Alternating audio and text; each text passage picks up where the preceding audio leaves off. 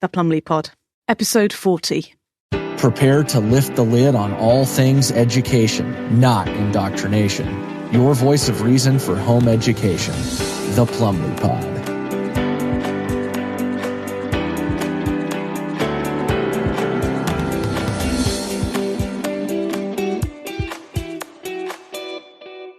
Hello and welcome to the Plumley Pod. I'm your host, Sarah Plumley, and today's special guest is Stephen Herbert. Stephen is a husband, a father, and a beekeeper. And today we're going to be finding out about all things bees and honey and lots of other nice things. But before we come to that, I've just had a little pre-podcast history lesson from Stephen regarding St Valentine's Day. Apparently, this is my St Valentine's Day special podcast recording, though I didn't know it before I arrived today to do it.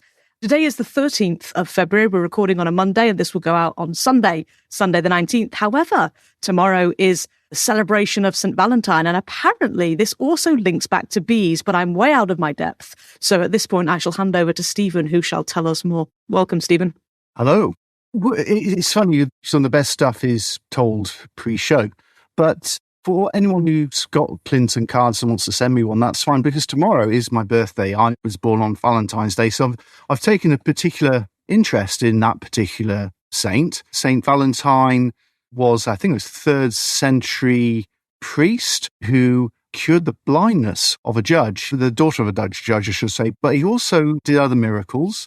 And I believe Claudius executed him, but just before he executed St. Valentine, or Valentine as it was, he wrote to the daughter of the judge and signed off, yours Valentine, or your Valentine.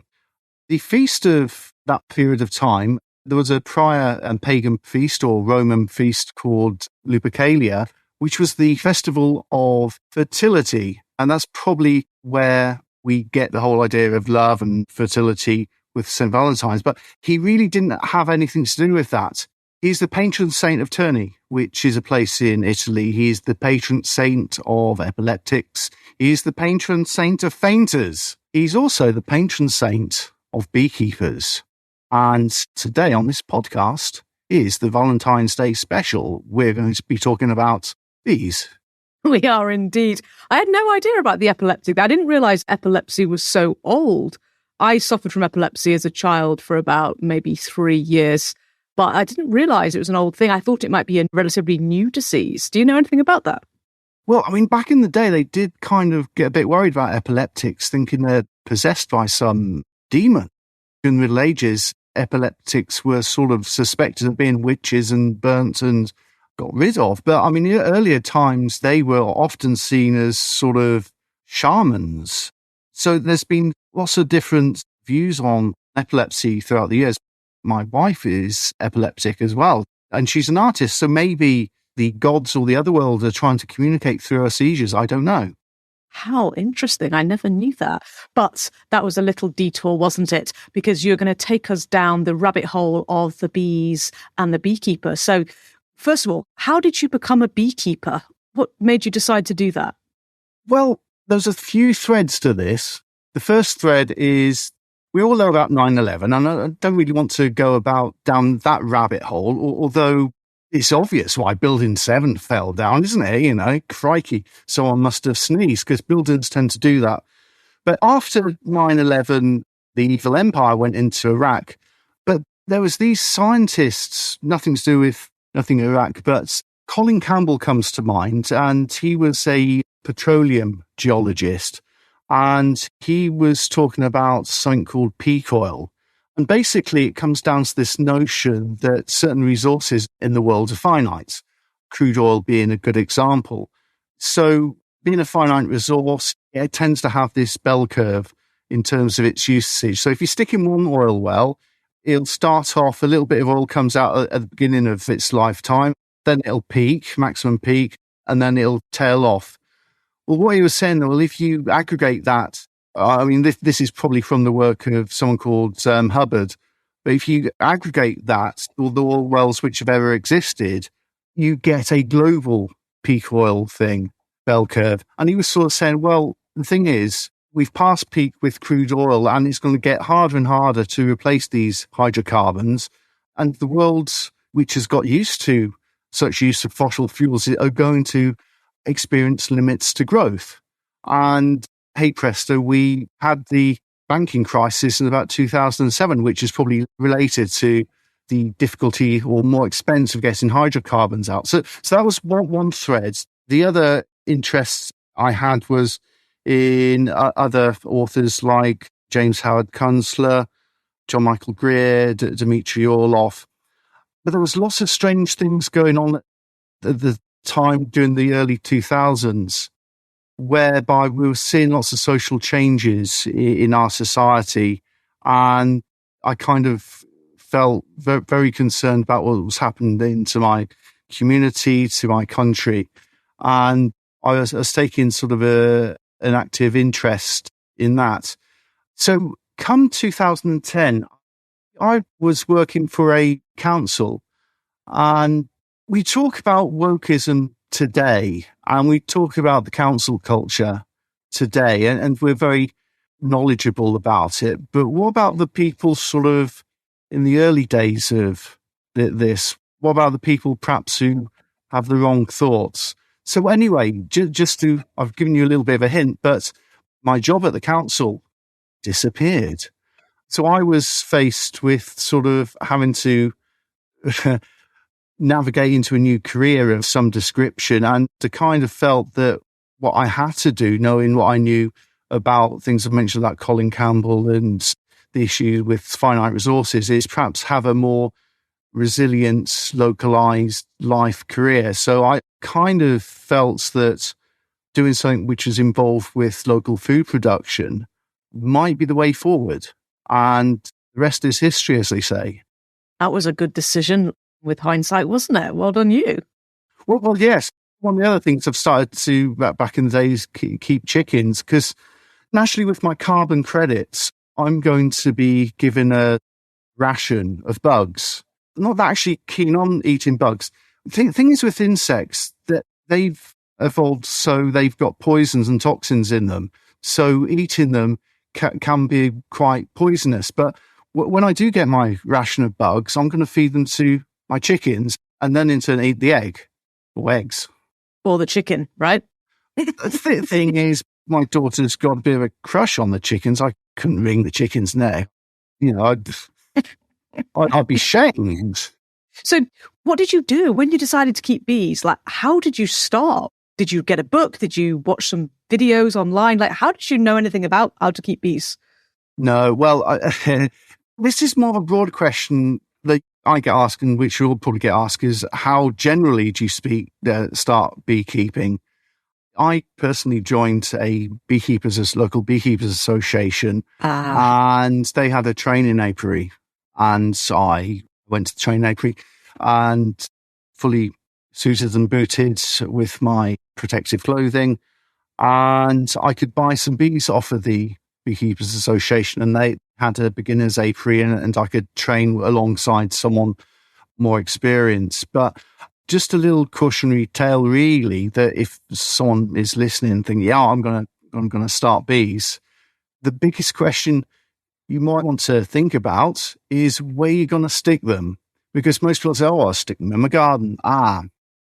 They can be quite defensive. They can be quite territorial. So if you're thinking of both using your garden as somewhere you're in your shorts and t-shirts or whatever in the middle of summer, you could be having some issues. The bees might not want you to be in the garden. In addition to that, bees tend to swarm. So you might have both issues with your neighbours and how to retrieve your bees. So there's perhaps lots of issues, and you need to know how to manage them, because potentially you could spend a small fortune on beekeeping equipment and not even get a jar of honey out of the expense. So if you are starting, first of all, where are you going to stick them? So go to a Beekeepers Association. And if you want to find your local Beekeepers Association and you live in Britain, go to the BBKA's website, British Beekeepers Association. They will point you in the right direction as to what your local Beekeepers Association is. That's fascinating. I had no idea. Well, I assumed it was kind of some sort of thing like farming passed down from father to son, perhaps, or, whatever, from father to daughter. I had no idea that there was such things where you could go, and it makes sense, doesn't it? When it's something that's so potentially hazardous. It made me giggle when you said about don't stick them in your garden because it might upset you if you wear shorts and t-shirts and your neighbours. Funnily enough, I live in the countryside and I've noticed the bees that are kept here, the beehives, they are in like a middle of a deserted field and well away from any of the houses and well away from the gardens and the swimming pools and anything else where people might want to hang out in the summer.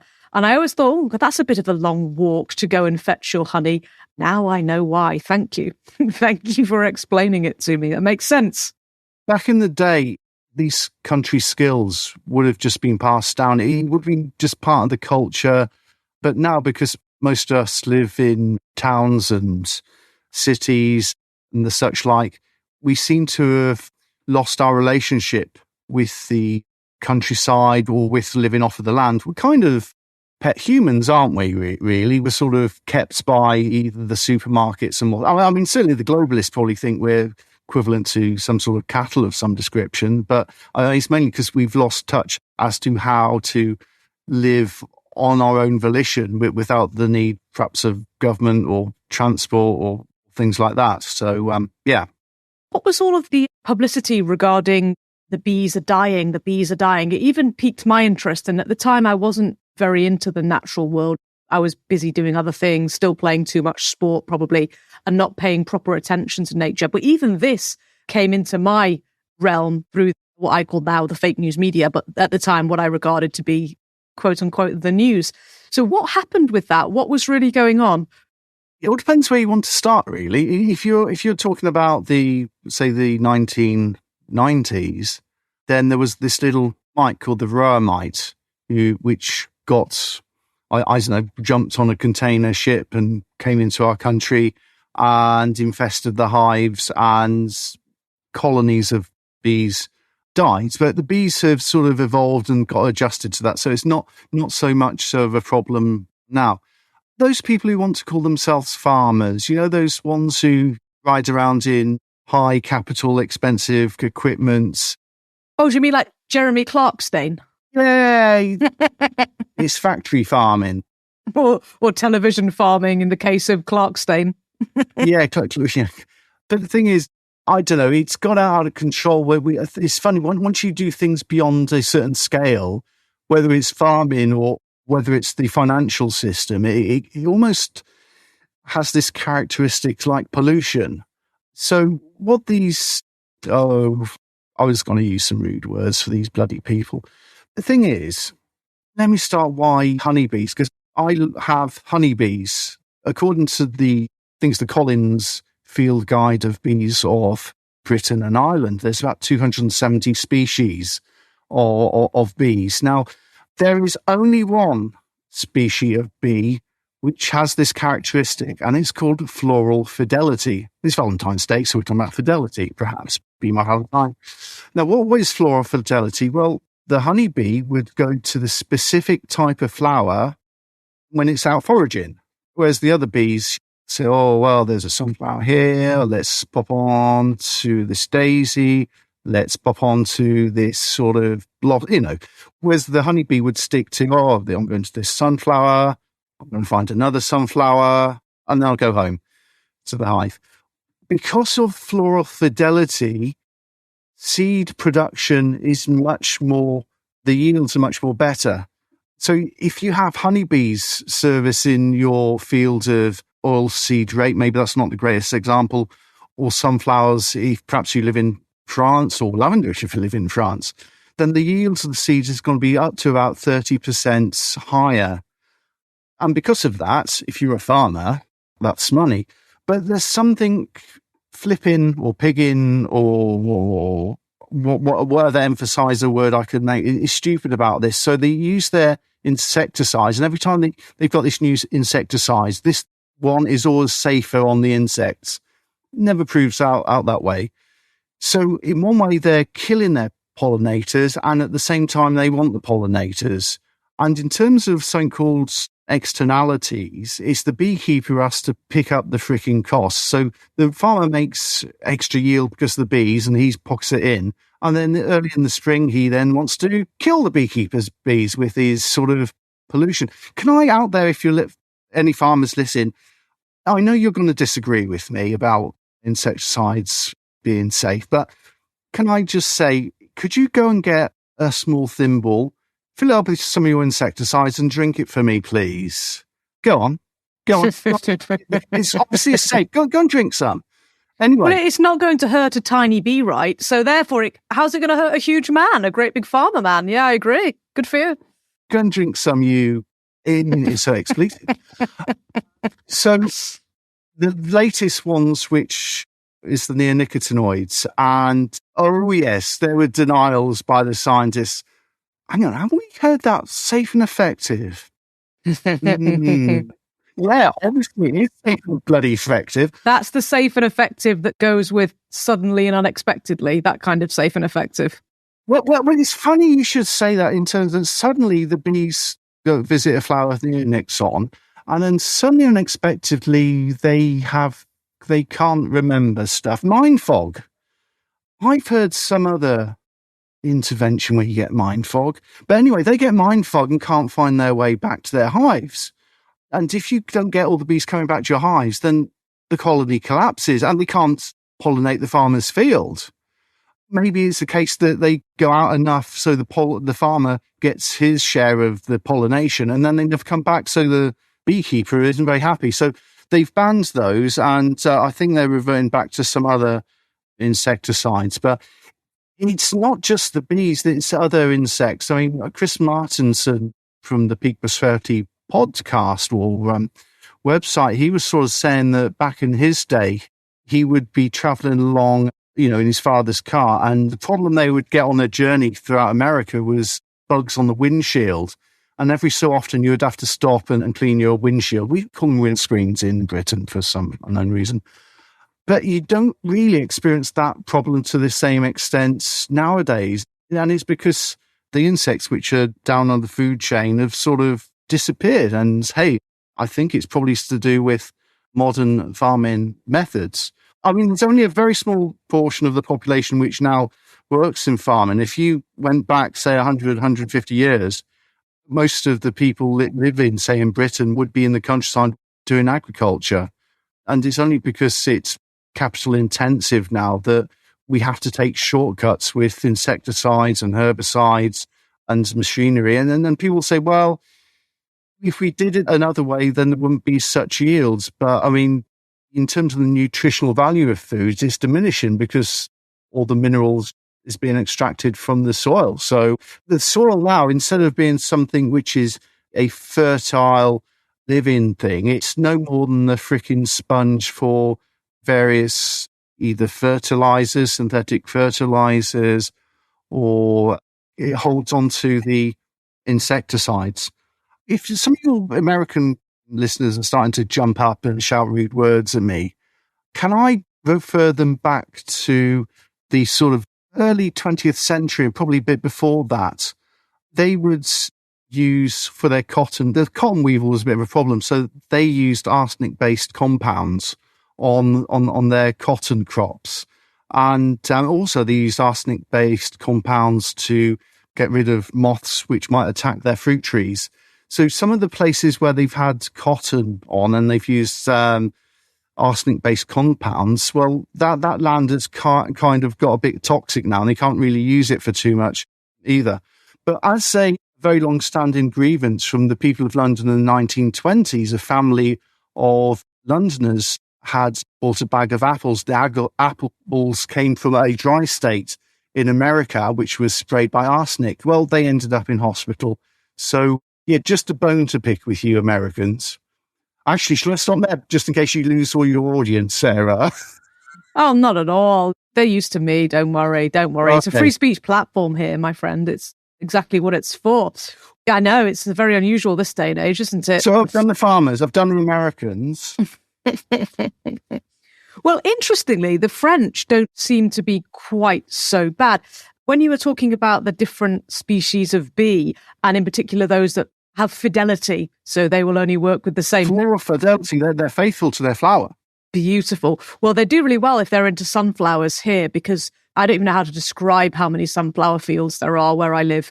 It's incredible. You just wouldn't believe it. As far as you can see, you can stand at the end of a field and just the photographs I've taken, eventually the camera can't cope with how far these sunflowers go on for.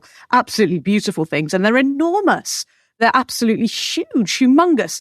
Anyway, I think here there's a little bit more of an understanding of kind of, I don't know if it's called integrated farming. I'm not quite sure what it's called, but I would call it traditional farming, whereby some of them keep bees too, because they're not saying, oh, I'm only a sunflower farmer, I just care about sunflowers, because they have other considerations. Perhaps they have some sheep in another field over there, and they keep bees down at, not at the bottom of the garden, but at the bottom of the other field at the bottom of the garden. I think they have like a better understanding of the interconnectedness of nature and how important those things are, because around here they do seem to have a bit more respect for each other and the different types of farming that goes on here. There's also an awful lot of real honey available, even in sort of local kind of, what would you call it, like corner shops, something like a 7-Eleven. Even in there, you'll get actually locally produced, fantastic, real fresh honey, not this sort of squeezy bottle garbage that you get from the supermarkets. Even in like a mini supermarket, like you'd call it a Tesco's local, maybe in the UK, or a Sainsbury's local, or what, or a Tesco, is it Tesco's Extra, whatever you call those things. The little tiny fake supermarkets that you have on a smaller street in a smaller area, even those places actually do stock local produce, because there does seem to be an awful lot of it. That said, I mean, I'm not an expert in pesticides, but I think that there's quite a lot of pesticides that are banned in France that are used elsewhere in Europe, and especially in America. France are very, very funny about what they will and won't use on their crops. And also there's an area here, I actually live in part of it, where they've refused to use the newer corn, or the newer, there's some Monsanto seeds. Genetically modified. There's lots of... yeah. Yes. I'm particularly talking about flour. There's something funny about flour here, because their bread is a big deal. If you're a baker, you're not allowed to go on holiday unless you've arranged for somewhere else to have bread for the week that you're away that's very, very close by. We're talking a very short walk. There's some kind of thing here. There's a big deal about bread in the morning and bread in the evening. And there's a whole group of towns, cities and villages that simply refuse to use any of the new flour. They will only have traditional French flour. Very, very interesting, because those people who have wheat allergies and so on and so forth, that can often be as a result of GM, genetically modified crops. And there's an area of France here where even people who have wheat problems might actually be able to eat the bread and cakes and so on, because the farmers here simply refuse to have anything to do with it. They keep their traditional stuff, and they stuff the consequences. If it means they have a lower yield, they don't care. At least they don't make people sick. I wish I was more well read on it, but that's about the limit of my knowledge, just that they say no to quite a lot of stuff here. Can I have a go at the cheese and eating slender monkeys, please? Oh, yeah. Oh, okay, cool. Of course. You probably don't get any French listeners anyway, do you? I mean, after about 3%. Podcast, you probably won't get any listeners at all, but, you know... About 3%. About 3% are, oh, wow. Well, it says they're in France. They're probably, I would suggest that given my French isn't great, they're probably English. Yeah. It's good to do these things. And you think, oh, am I speaking to myself? Well, you could be after this podcast. The Asian hornets, that came to Europe, but it sort of got off the container ship somewhere in France and went along the coastline. The thing is with the Asian hornet, obviously it's not indigenous to Europe. I think it's indigenous to China and Japan and things like that. But it's a carnivore, a bit like wasps, really. They will work their way through the insect population, particularly the honeybees. And to a certain extent, because they're predators, the bees will work that out and not go out of their hive. So then the colony of bees will starve. The thing is, the French, if they were on their they've got so many police departments and departments of this, they're so freaking bureaucratic. What they should have done when it landed, they should have done something the first couple of years, but it was a case of finger pointing as to who was responsible for getting rid of the Asian hornet, and then it just spread. And so we get the occasional sighting in the UK, and I don't think it's established yet, but it could be the same way as varroa. It's just a matter of time. So I think the farms in France are much smaller, and they have a different relationship to food. I want to just pop onto the relationship to food, because I'm going to take a pop at my hometown. Do you remember that episode of Father Ted where he wins a prize and then he goes through just having a go at everyone? You know, I mean, this could be my opportunity to just do that, if you've ever seen that Father Ted. But I used to go to the farmer's market to sell my honey, and it's run by the town council. And Wantage Town Council, if you're listening, you're a bunch of... Anyway. And I think this is in 2019, 2018. And can you imagine, we've got a set of rules if you go to the farmer's market. It has to be produced within 20 miles of the market.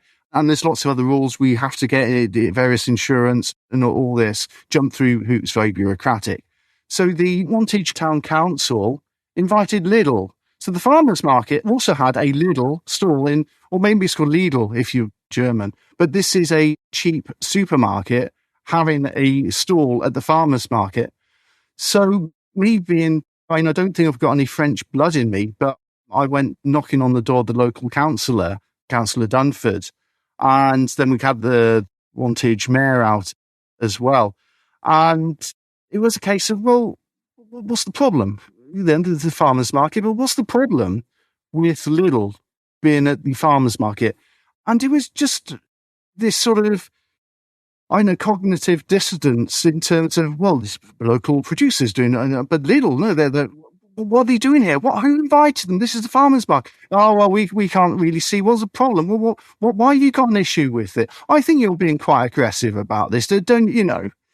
So the thing is, this whole idea of the relationship of food in this country, we like it cheerful, cheap and unhealthy.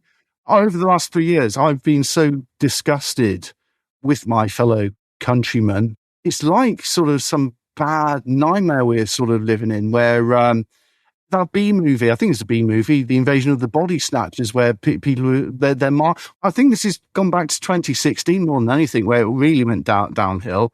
It's almost as if some alien entity has entered the bodies of these people and you've got these zombies or NPCs just walking around not being able to think.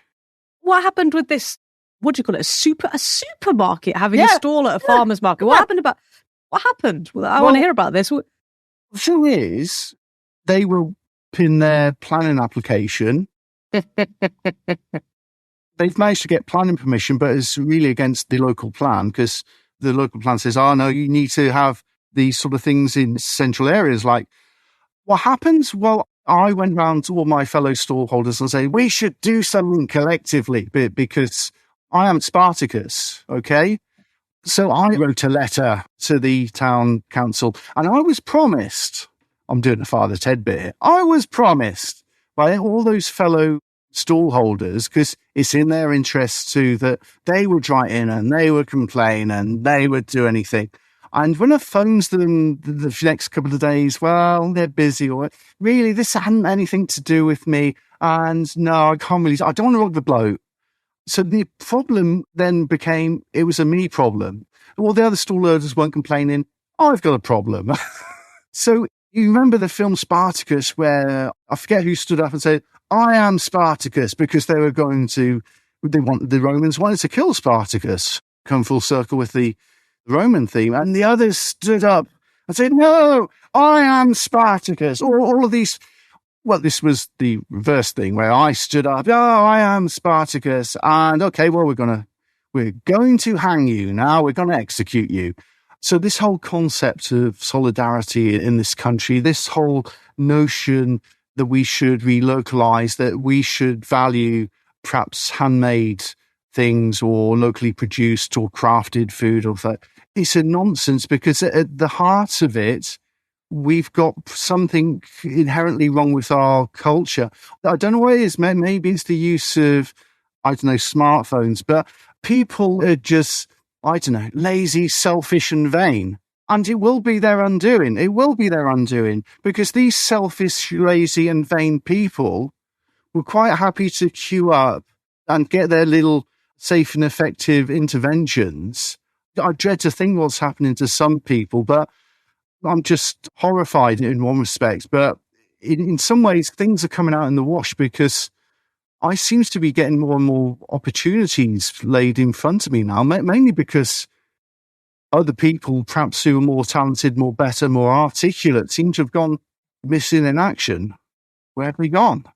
Interesting. I actually think it's prior to smartphones that the vain, lazy and selfishness really took hold. I think it's much, much earlier than that, because I'm old enough to remember that the land before time, the time before we had smartphones, and even the time before we had affordable mobile phones, what's now termed a dumb phone. I'm the proud owner of 2 dumb phones. Oh, okay. It's not smart to have a smartphone. It's smart to have a dumb phone, just saying. But anyway, I think this selfishness and this lack of actually wanting to stand up for what's right has happened a lot longer ago. Many things that have happened in my own life have indicated that to me, where you stand up for something because it's right and everyone says, oh, good on you. Yeah, good. Yeah, I agree. And then when it comes down to it, they've all disappeared and it's just you on your own.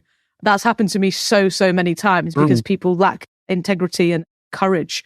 But I think I'm not going to say that I know exactly when it happened, but I do think it's older than a smartphone. Is it because we pretend that it's right and decent to be liberal and liberal-minded and socialist and kind, but in actual fact, we're not really. We're more out for ourselves. We're more selfish than that, but we don't want to admit to it. It's kind of like, instead of being an actual socialist or somebody who does care about the social good, they're actually more interested in the virtue signalling side of things. They want to be seen to be socially minded, but actually don't behave that way at all. Is it something to do with that? I don't know. I'm always thinking about the miners' strike, where the miners were broken. I think it was sort of 1984, 1985, and a different world has begun. Because I think Margaret Thatcher said there's no such thing as society, only individuals and their family. And maybe thereafter we had the whole concept of yuppies and greed is good and things like that. And we became more materialistic, and perhaps the whole notion of we could run a service economy based on buying more and more expensive houses from each other. Maybe that had something to do with it. Maybe it's immigration. Maybe we don't feel that we're one country with a common culture, common history. I don't know. But we seem to be filled with a country of very unserious people. A few prime ministers ago, we seem to have elected a clown to run things. And Boris. We are, as this country, we're on the precipice now. You know, I don't know where we're going to get our hydrocarbons from in the future, in terms of the Russians are just going to grind on and on and on through Ukraine. We've now realized that we're a country who can't even defend itself.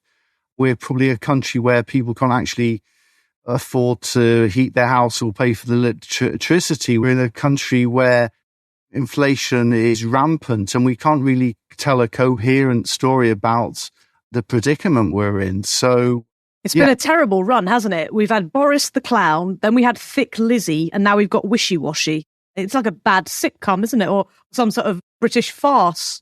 I mean, previous to that, we had so many prime ministers now. We used to learn them in history. But I mean, I don't know whether people would want to learn these people. They're so freaking irrelevant. But the one before Boris, who sort of wanted to screw us over Brexit. The Maybot. Yes, Maybot. Theresa May, the Maybot. And then the Cameron. I do remember the pig's head. I do remember Cameron because I used to live in the neighbouring village to him. I never met him, but the village of Peasmore were very proud that they had David Cameron as their Prime Minister. Was that before the pig problem? Funny story. The village I live here.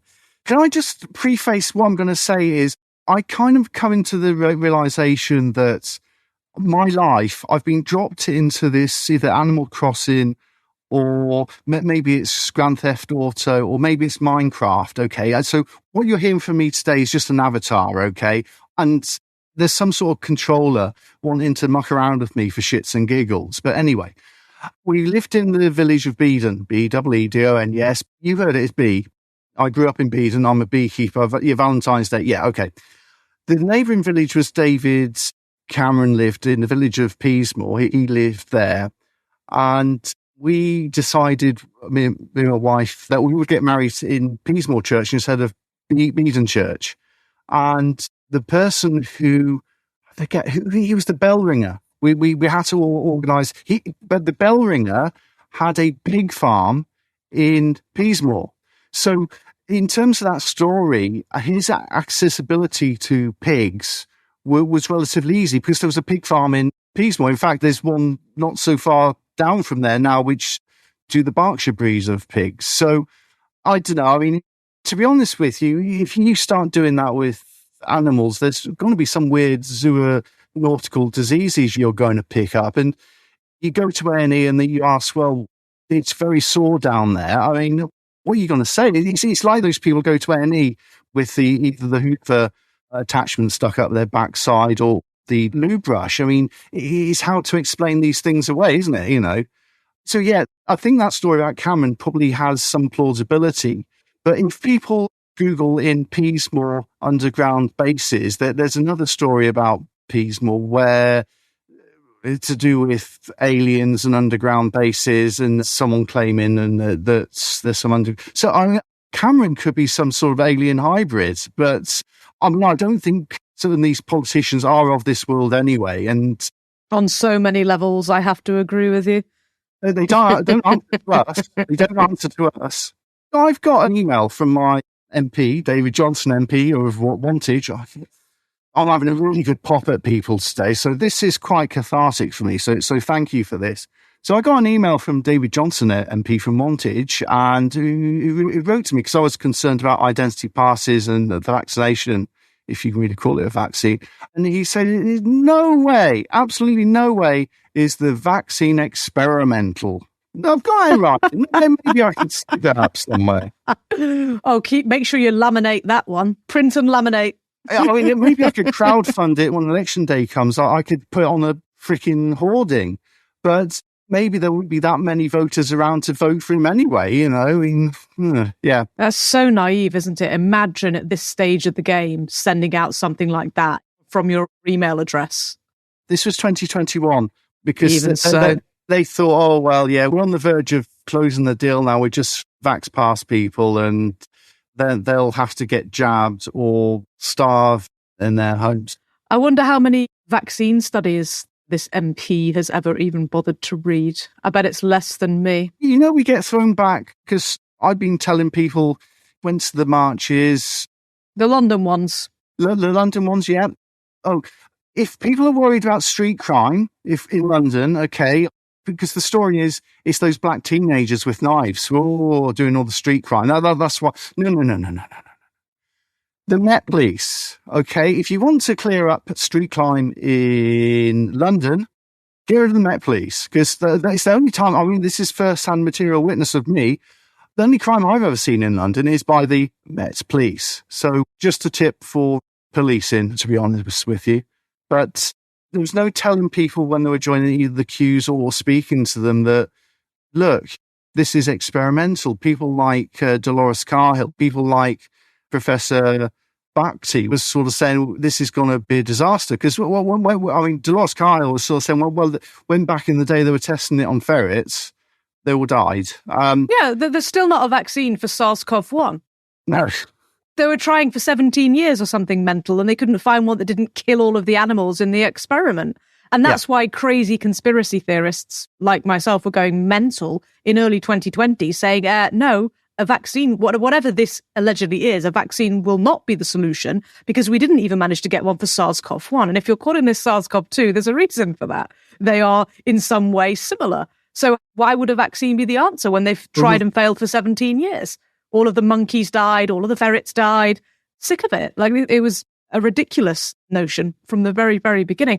I want to take you back, though, because I'm curious. You mentioned in the 1990s the legit problems we had with the bee population dying, but something else happened more recently. There were lots of complaints, again, a big hoo-ha about the bees dying. The bees are dropping out of the sky. What happened? What was that about? What was the more recent one doing? I've heard stories, but I haven't experienced it myself, about lamp posts. It's funny, where I've been living, they've swapped out all the lamp posts for LED lamp posts for unknown reasons. Obviously, the council have got more money than sense. But there was some story about maybe it's the LED, maybe there's something even sinister with those lamp posts. Really are lamp posts and not 5G. You would have all the insects sort of dying underneath it for some unknown reason. But from my own experience, I can't verify that at all. So is this the sort of thing that Mark Steele talks about? The YI guy? Right, interesting. The YI man, the guy who talks about the lampposts and the LED and the dodgy. Yeah, interesting. So I'm talking like the mainstream media was putting out articles about colonies of bees dying. Was that one and the same time as the allegation was it was perhaps these new lampposts? And if so, why have they allowed that? Why did they let that out there? I don't know. I mean, certainly from my experience, I've seen nothing untoward happening about the lampposts, but are there any of those in your area anyway where your bees are? Oh yeah. We're Okay. the town of Wantage is now covered with LED lampposts. Whether it saves that much electricity, I have no idea. So I can't answer that. Sorry. That's all right, but your bees are okay. So Okay. talk us through like a year. Talk us through your year cycle with your bees. What happens and when? Okay, let's start in the winter solstice. Nothing much happens. They're in their hive, keeping warm. They are consuming their stores of honey, or if I need to feed them, they're just keeping warm. As the light levels expand, the days get longer, the queen slowly ramps up, lay in. The bees on the warm days may go out and go on a cleansing flight to have a poo or something or other.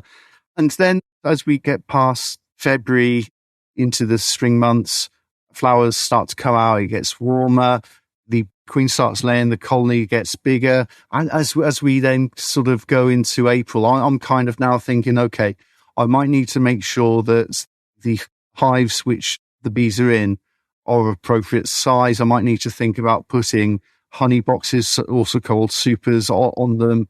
And so it ramps up. So you get to April, and then you have to be aware that the colony might get so big that it may want to swarm. So I might need to take measures. Often I get phone calls saying, oh, we've got a swarm of bees, can you help? And then as we go into May, where the fields, like oilseed rape and blossoms on trees are out. So I'm sort of putting honey boxes on. Also, I'll be thinking, well, do I want to expand the number of colonies? Do I want to do splits and create some more colonies of bees? And then when the summer solstice hit, I kind of conclude, okay, I'm not going to take any more honey off. And then we've got the sort of the dog days of summer, or whatever the period is between the solstice and the 1st of August.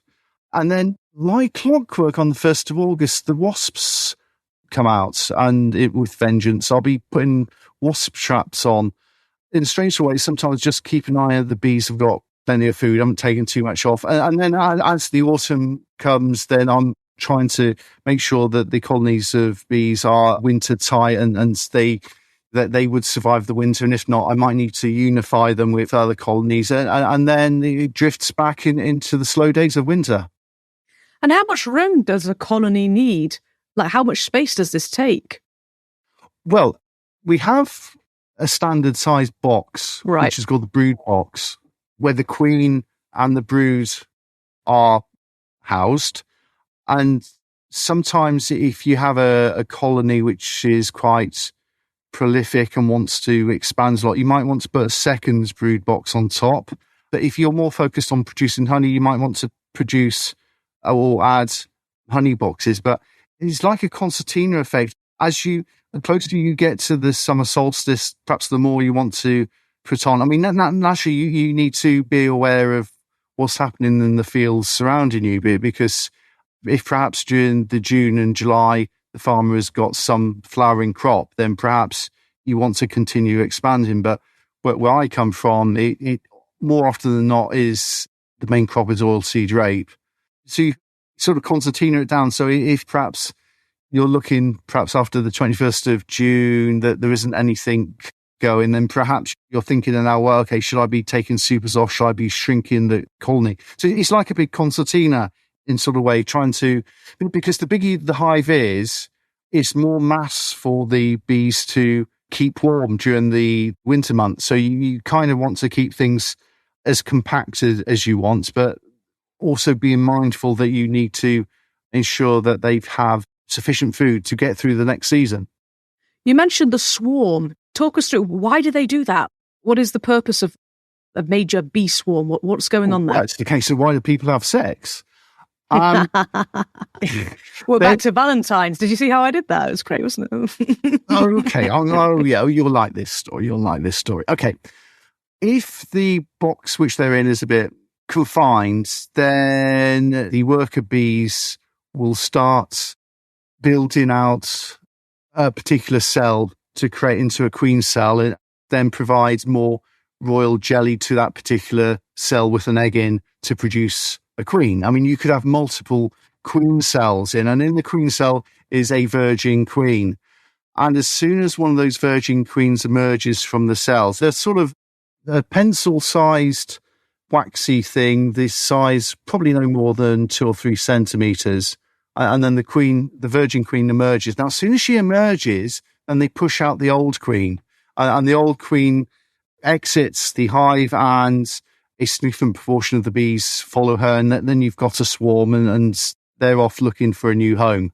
Then you've got in the hive lots of virgin queens. Well, that's probably the principle for starting new colonies off, but what the virgin queens will do, they need to get mated, otherwise they won't be able to create a new colony and lay eggs and whatnot. So they go out to be mated. They get mated by the male bees called drones, and the virgin queen would be flying around and finding congregation places where the drone bees are. And the drone bee will then mate with the queen. And you might have to upgrade this podcast to explicit, okay? So the drone with the drone penis or phalanx or whatever mates with the bee.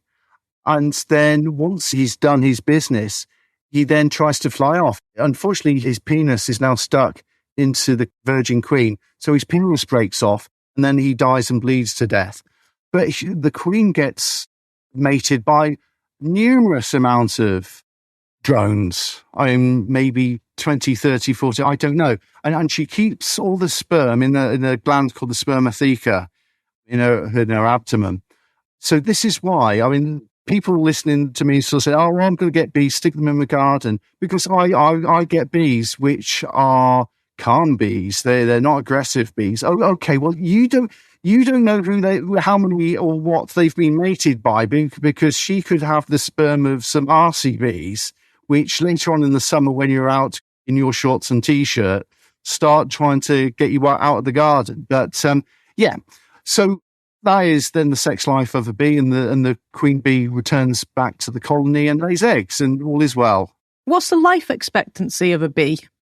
Does vary. If you're born as a worker bee during the warmer months, it could be 30 days. If you're born during the autumn, you tend to get more fat, so it could be the whole of the winter months. If you're a queen bee, it could be up to 3 years. I mean, once you stop being a prolific layer, you could get chucked out sooner. If you're a drone, it depends, because in autumn, the colony be chucking the drones out of the hive to fend for themselves and probably die. So maybe it's not so good being a drone. Yeah.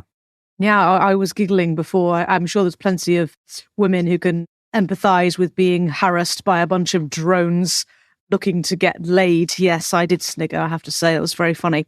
Well, I mean, if those ladies listen, somehow you would have to do some extraordinarily pelvic floor exercises just to clamp tight on it. And then I suppose the man, being in shock, would probably want to go away, and then perhaps you could replicate that scenario which I told you about the bees. But I mean, this is going to take a lot of prep and exercise and work, I would imagine. Yes, considerable. Good. Tell me about honey. Tell me more about the honey. Like, what does one hive produce? And tell us about the benefits of honey. It depends. Not all hives are made equal.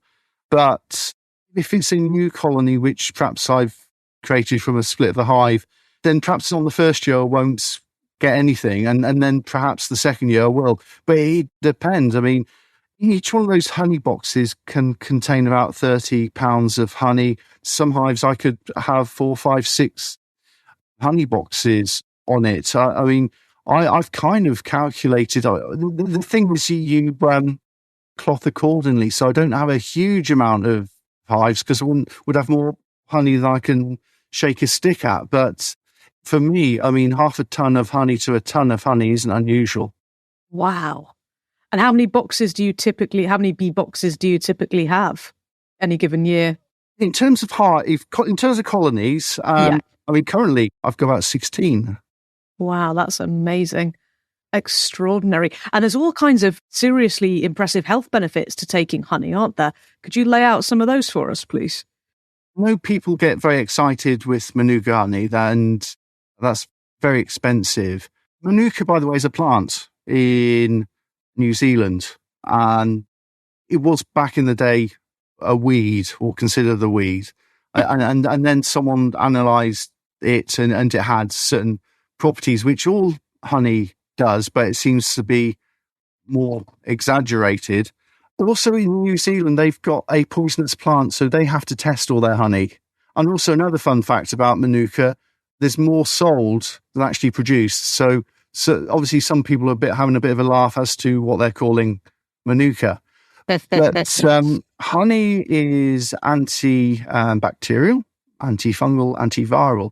It has in medicine, I mean, if you speak to in terms or consult country law, that they would put honey on wounds to stop infections to our wounds, and hospitals actually with what they call it sterilized honey, whatever that is, which they apply to wounds to help them heal. So it's got some health properties like that, and also it contains minerals, also contains pollen. People who've got hay fever claim it helps them, and the theory is that most hay fever sufferers suffer from a reaction to grass pollen, and so by consuming something which contains flower pollen, they desensitize themselves. I can't confirm or deny, but some of my customers say that. Also, it's not just honey. It's not just honey, because people have used beeswax. Obviously, the thing we obviously think of is candles, but it does have some. It seems to be nature's sealant. So if you make creams or balms with them, a lot of people with eczema tend to benefit from a beeswax-based product. There's also people consume bee pollen. They consider that to have some health benefits. Some people have royal jelly, very expensive. In Chinese medicine, they even use bee venom. There's some suspicion that it could have some beneficial effects on people with arthritis. The whole thing with bees is very sort of conducive to health. Yeah, and it's famously goes into it's an important component of a good old hot toddy when you're feeling rough in the winter, isn't it? Something for your throat, for a head cold, as we used to call it before 2020. Do you remember in the days we used to have colds in the winter time? Well, we didn't used to test ourselves. I'm using test. I'm testing the loosest possible sense. Yeah. Yeah. But yeah, we didn't go around testing ourselves or sticking things. I mean, it must be the only time where stick things up your nose. It's good for you. We need to know. Stick things, but surely with things like that, people then don't use cotton bugs. Don't stick things up your nose. The only thing you should stick in is your elbow. And then we're going bloody crazy. So I wouldn't touch the thing unless maybe they were gathering DNA of people. I don't know, but it just didn't make any freaking sense. Well, we sort of know that they were gathering DNA because Julia Heaving Bosom, I think it's called Talk TV now. It used to be Talk Radio, I think they used to call it. But you know the programme I'm talking about, the fat slug comes on after her, Mike Graham. So Julia Heaving Bosom, she went mental on air because she found out that her daughter's swab had been one of the ones that had been sold to some sort of biotech company. So they literally, even somebody as mainstream as JHB was going nuts about her daughter's data having been sold without her permission, thanks to some sort of dodgy PCR test. So yeah, that was another conspiracy theory that came true during the scamdemic. The thing I can't understand is during the 2020-21, there were some pundits which I was sort of thinking, they're nearly there. They're nearly there. Like Peter Hitchens. Just, he's got it. He knows. And then you hear Peter Hitchens got the jab, or and these other characters where you think, they're nearly there, and then they do something stupid. And things like, there's no way we could have known. The thing is, in 2020, I was look, I mean, if this was a pandemic, I'm not seeing the bodies, to be honest with you. I'm not seeing. I mean, I would be sort of thinking, oh shit, there's another body out there. I'm going to have to call someone to get rid of the body of this pandemic. Well, no, I didn't see any of that. And then I came out with the neighbours and sort of said, well, what's happening? No, we're not ill. And seen any bodies? No. Does anyone know what's happening in the hospitals? No, don't know.